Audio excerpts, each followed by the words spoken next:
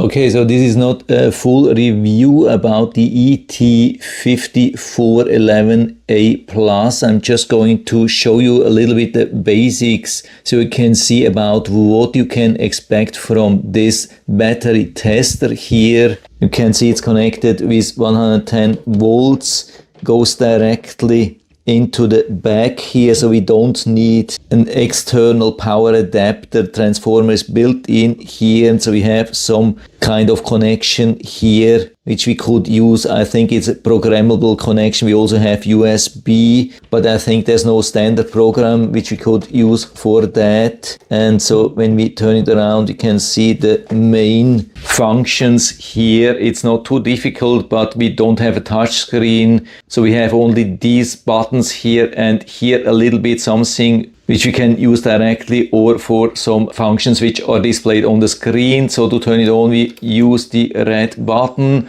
and so it takes just maybe 5 or 10 seconds. Even though there was some Chinese in the front, everything else here is normal English. I didn't have to do some language change. And so I've connected it to this UGREEN USB power supply. And so of course, to measure USB, it's not like a direct connection. Here I'm using some special construction here to be able to measure USB. Also, there's no built-in PD trigger or so, and so I'm using an external PD trigger. I've set the voltage to 28 volts. This is what we can see, but it's not consuming power like that. So usually what we do here is to use this menu button and then choose one of the functions here. In most cases, I'm using constant power, hitting the enter here, and so it's in this mode which is indicated here. And so on the right side we have the power which we are going to use. There's even a timer, and we have some limitations regarding the amps and volts and wattage. And as far as I remember, I think we can change some limits here with these buttons. Maybe you can see here we have different ranges. Now we are in the low amp range. When we hit it, goes into higher amp range. So if you hit a limit while changing that, make sure that you are in the right range here. And same thing for the voltage.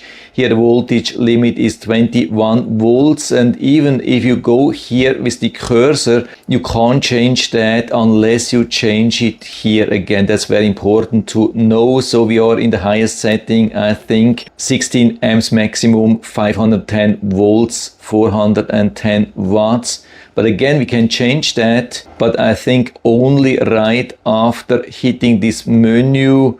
So you can see we have the up, down. And so, for example, now I can limit either the amps, volts or wattage here. And as soon as it would hit something like that, it would throw an error here in the top, like usually a 2-letter red mark, like over voltage, over current, like OC or something like that, which as far as I've seen cannot be reset. The only way to reset is to turn off and turn on again. This is what I found out. And so we are trying to use a little bit of power to see if we can really get 140 watts at 28 volts from this UGREEN power supply, which I think is the maximum here at 28 volts. Only at 48 volts we can get more power. So I'm going to the wattage, hitting enter, go to the left side. Now I can use the arrows,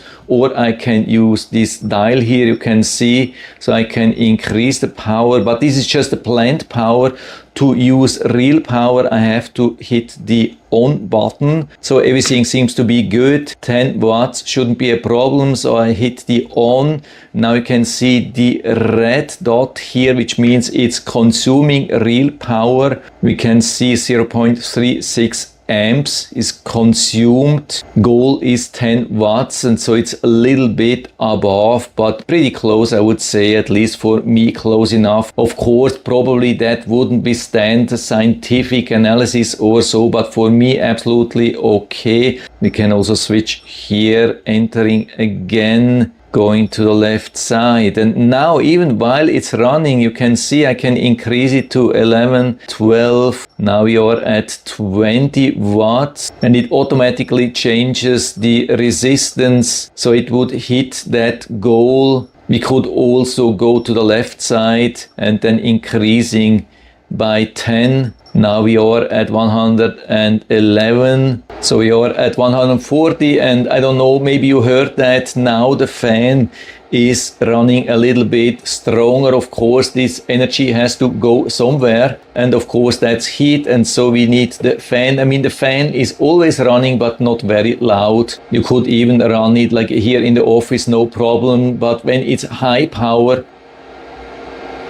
as far as I can see, when it's around 100 watts or more, then it activates second stage fan to keep it cool. And so I go back to the single digits. We have already 140, which is exactly what this UGREEN power supply is supposed to deliver. So we have confirmation that we really have high power here, but we can still increase because we also have some nice protection here built in, and when it's too much it will turn off. 142, 43, 44, yeah, okay, you can see at 144 it has turned off automatically, and so I stop it also with the on, and as soon as I reduce or remove the power consumption here, the voltage went back to 28 volts, delivering here exactly what I've been expecting, exactly how it should be. Also very important usually to see that it comes back, for example, at 140 watts. And so I hit the on again, and you can see everything back to normal. This UGREEN power supply delivering 140 watts again. So that's test enough for the moment. I stop it again. And of course I reduce this number here. I don't like it so high in case I just hit accidentally the on. So I keep it usually low, for example at 10 watts. So of course it needs a couple of minutes to get used to how the thing works. But I would say it's not too complicated for me. Reliable enough, accurate enough. By the way, of course, what's maybe interesting is also to know if there's a real battery testing here. And here we go, you can see that here.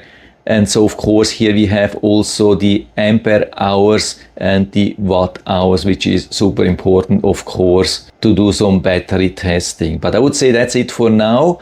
Everything works exactly how I wanted here on this ET5411A Plus, and also on the UGREEN 500 watts power supply. And so that's it for now. And so if you're interested in one of these devices, you can find the links down in the description of the videos. You can check it out and order something for you if you like. And I hope I've been able to help you a little bit with this video. If you have any questions or comments or want to share your own experience with one of these devices, then just let us know down in the feedback area. I'm always happy to talk about these things. And if you like the video, give me a thumbs up. Subscribe my channel. Thanks for watching. See you next time.